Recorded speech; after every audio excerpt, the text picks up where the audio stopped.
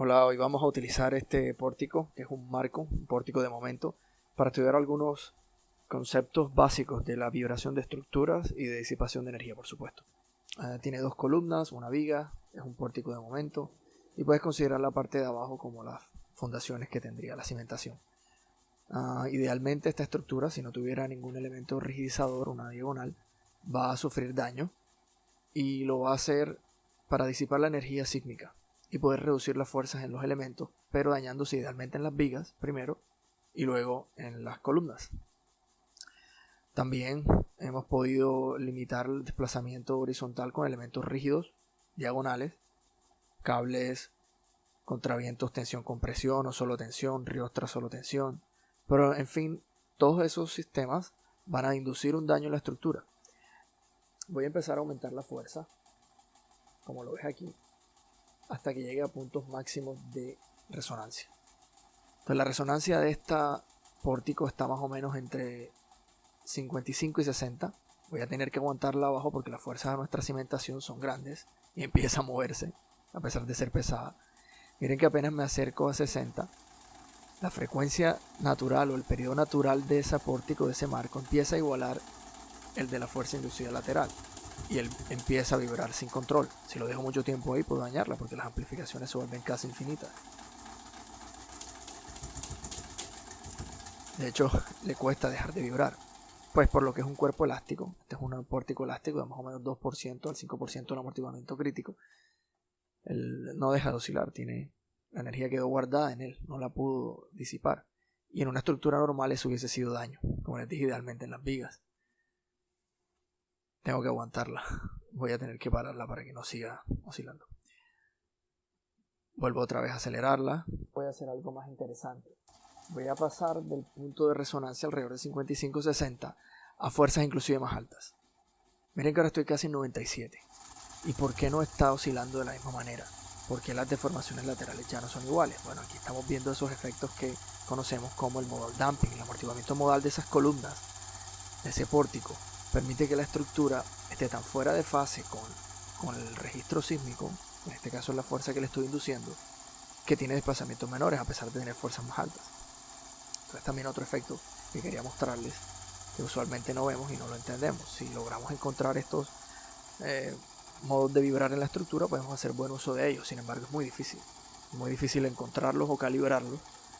También es inclusive más difícil saber cuál es el verdadero periodo de vibrar o frecuencia que va a traer el registro sísmico real que va a afectar la estructura.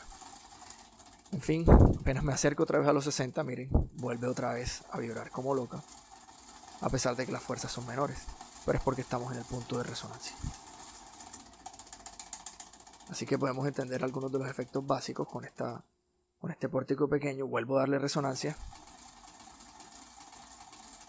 y vuelve a vibrar como loca la estructura. Entonces, esos son los puntos que hay que cuidarnos. Siempre tratar de evitar que la estructura esté lejos del peor pico de aceleraciones y que los periodos tanto de la estructura como de vibrar del suelo no estén tan cerca.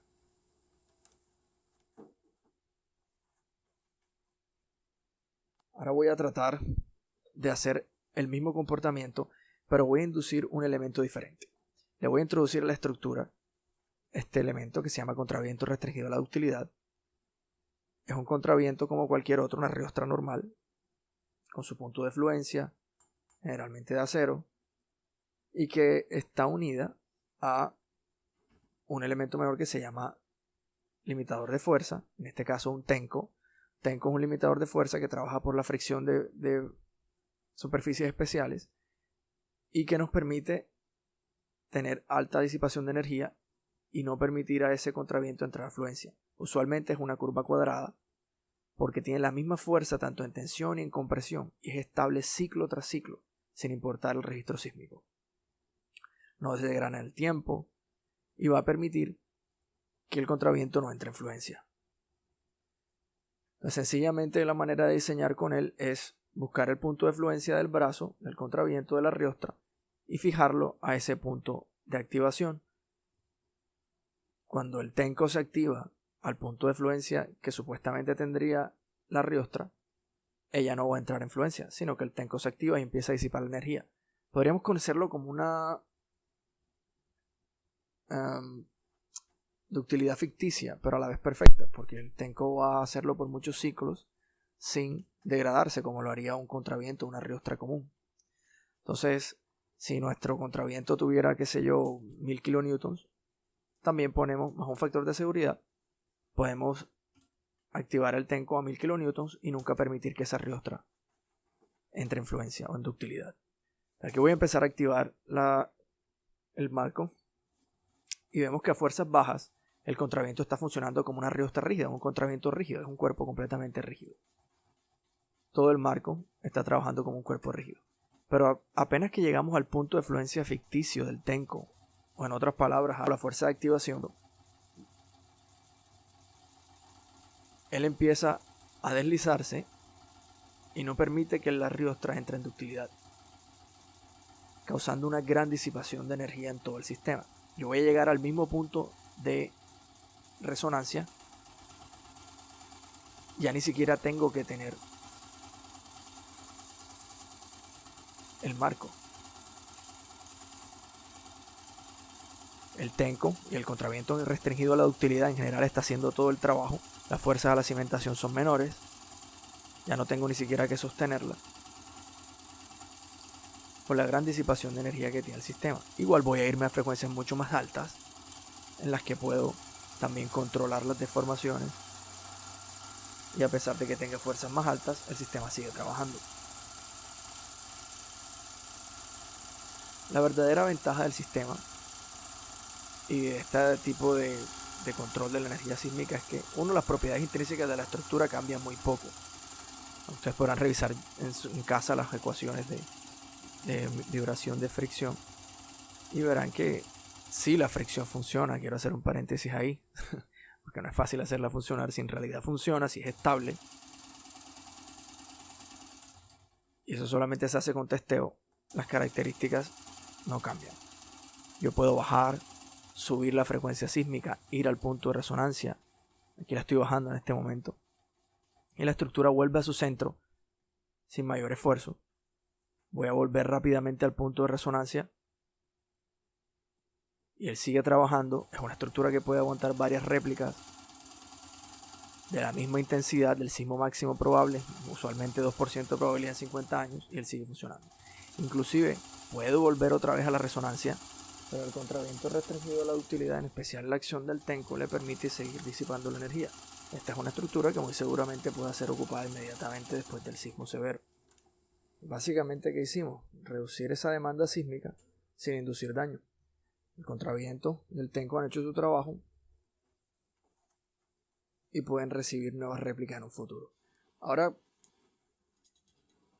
¿qué diríamos? ¿Cómo otra forma podría yo controlar eso, un elemento dúctil? Una de las maneras más fáciles puede ser con algún elemento de contraventeo. En este caso vamos a usar unos cables. Estos cables simularían el comportamiento de un contraviento de tensión solo, que trabaja en dos direcciones. También puede ser con un contraviento de tensión con presión. Pero si yo coloco estos cables, voy a lograr tener algún control efectivamente sobre la deformación lateral. Pero lo interesante es que veamos qué le pasa a las fuerzas. Usualmente nuestro diseño lineal en el software se limita a calificar el desempeño de una estructura por el desplazamiento lateral.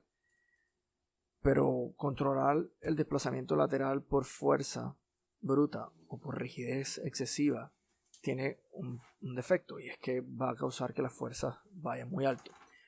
Dentro de los sistemas de ductilidad o basados en el daño, los contravientos son, digamos que, muy fáciles de usar.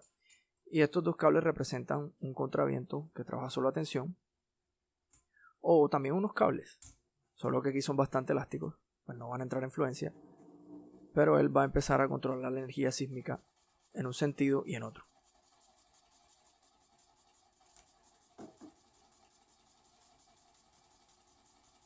Cuando en un sentido el sismo ataca, es un cable que está en tensión, y en el sentido contrario es el otro cable que hace el trabajo, mientras el otro cable pandea. Les voy a seguir aumentando la fuerza sísmica. Y los desplazamientos son más o menos similares a los que tendría la estructura sin contraventeo alguno, el pórtico solo, el marco solo. De hecho, por elasticidad misma de estos cables, que son elásticos, la resonancia ahora está en un punto más bajo, yo creo que alrededor de 45, 50 y algo. Pero otra vez se sale de control y otra vez estoy obligado a sostener la cimentación porque está vibrando como loco. O sea, a pesar de que un modelo lineal me hubiese mostrado que los desplazamientos estaban bajo control, tan pronto esos cables empiezan a entrar en fluencia o en resonancia, los desplazamientos se salen de control. Y es precisamente porque estos cables entran en fluencia en la estructura real, y una vez que eso sucede no tengo control hacia dónde van las fuerzas, ni tampoco cuál es la rigidez última de la estructura. Voy a sostenerlo otra vez, voy a llevarlo a resonancia. Ahora voy a intentar pasar un poco de la resonancia. La estructura está otra vez fuera de control. No la voy a dejar mucho tiempo aquí porque puedo dañarla. Pero esencialmente ese es el comportamiento de una estructura con elementos dúctiles. Ahora voy arriba nuevamente a fuerzas más altas que están fuera de resonancia, y tan pronto bajo nuevamente resonancia alrededor de 50 a 60, entre 45 y 55 para esta librería, empieza la estructura a vibrar fuera de control.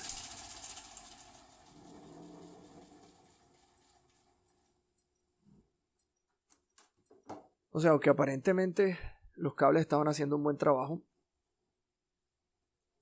nuestra estructura en las conexiones, en las columnas y en la cimentación está recibiendo fuerzas mucho más altas que si hubiésemos disipado esa energía con algún método de disipación. Voy a volver a instalar el contraviento restringido a la ductilidad, que otra vez es una barra normal con un punto de fluencia del tenco, y que van a hacer un trabajo considerable en disipar esa energía. Vamos a ver de nuevo que al punto máximo de fluencia que tendría eventualmente ese contraviento, no va a haber fluencia. Va a haber una fluencia ficticia, un comportamiento de fluencia ficticia que es repetible ciclo tras ciclo. Quiero aclarar aquí que este comportamiento, digamos que lo estamos suponiendo porque el tenco es capaz de hacerlo, pero debe confirmarse. No porque suceda aquí va a suceder a escala real. Para eso es importante hacer el testeo del 100% de los aparatos. Vuelvo a la fuerza de activación en pleno punto de resonancia.